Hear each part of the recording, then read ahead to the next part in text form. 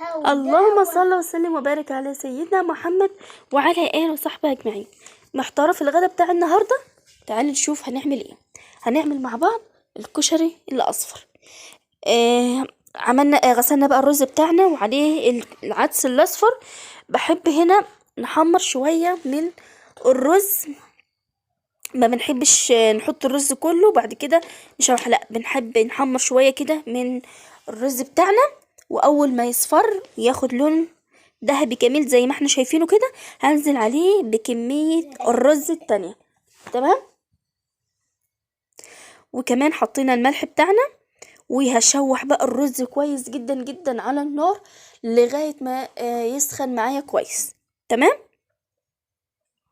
اول ما يسخن معايا هنا طبعا غالية مية سخنة عشان خاطر نزود بيها الرز اهي. خلاص الرز معايا سخن وتشوح، تعالوا ننزل بيه على المية المغلية ونغطيه بقى. واول ما الرز بتاعنا يتشرب هنهدي عليه النار ونسيبه لغاية ما يستوي. ان هنا معانا بتنجان، حمرنا بتنجان، طبعا كلنا عارفين بنحمر بتنجان ازاي. معايا هنا 7-8 فصوص كده من الثوم، عليهم عود من الكزبرة الخضراء، وكمان معايا هنا نص طماطمايه. الاول لازم ندق الثوم كويس عشان خاطر لو حطينا عليه الطماطم والكزبره الثوم مش هنعرف ندق. لو عندك مفرمه افرميه فيها. تمام. خلاص يبقى ثوم وعليهم عود من الكزبره الخضراء وكمان نص طماطمايه. هرسناهم كويس جدا. حطينا هنا بقى خل، هنحط بقى الملح بتاعنا ونظبط الملح بتاعنا، نرش رشة حلوة من الكمون، وكمان معانا هنا ايه الليمون بتاعنا. تمام. انا كنت بدوق بس ايه بشوف بقى الملح بتاعنا مظبوط ولا لا. ونحدق بقى كده ايه البرنجان بتاعنا.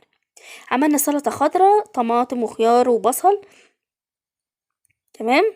كمان عليهم عود من الخضر. كمان شايفين البصل ده، البصل الاخضر بتاعنا اهو. طبعا هتقولوا لي ناقص ايه؟ ناقص البيض. تمام. البيض غالي يا جماعه، البيض غالي، وفروه في الفطار او العشاء وايه وتغدوا بقى الغدا الجميل ده.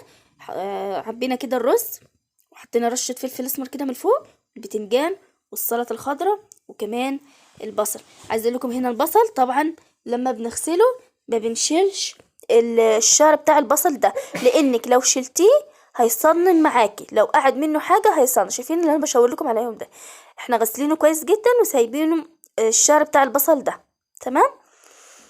اتمنى بقى يكون الفيديو كده ظريف وخفيف كده على قلبكم. ما تنسيش بقى تحطي لي لايك وتشتركي في القناه.